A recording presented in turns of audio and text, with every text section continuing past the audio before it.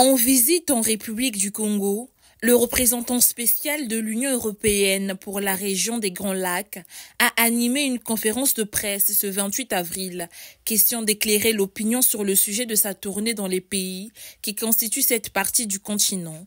En mettant le cap sur la situation sécuritaire à l'est de la République démocratique du Congo, Johan Borgstam a dit la volonté de l'institution qu'il représente de privilégier le dialogue politique en lieu et place des combats. Pour soutenir les populations affectées, l'Union européenne annonce le déblocage d'une somme de 100 millions d'euros en guise d'assistance humanitaire. La position de l'Union européenne est très claire. Il n'y a pas de solution militaire à ce qui se passe dans l'est de la République démocratique du Congo. La seule solution qu'on peut imaginer, c'est une solution diplomatique, une solution négociée. À Brazzaville, Johan Borgstam procède depuis quelques jours à la rencontre des autorités du pays, à l'instar du ministre congolais de la Défense, celui des Affaires étrangères et des Congolais de l'étranger, ainsi que bien d'autres. Des entretiens s'inscrivant dans le cadre de trouver des solutions palliatives à ce que traverse ce pays frère.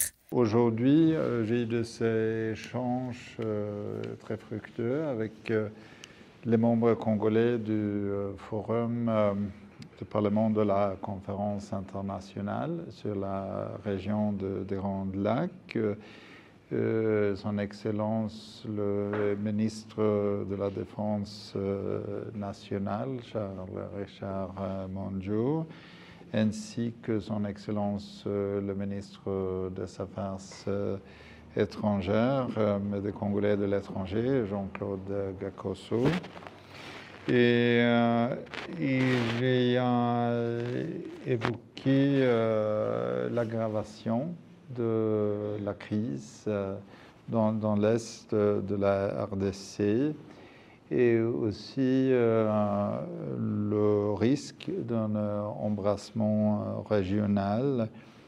Et j'ai aussi souligné l'urgence de soulager la situation humanitaire parce que la situation s'empire. Cette visite du représentant spécial de l'Union européenne pour la région des Grands Lacs s'aligne sur les relations bilatérales qui unissent la République du Congo et cette institution. Une coopération qui ne souffre d'aucune entorse au regard des projets à fort impact que les deux parties matérialisent dans divers domaines.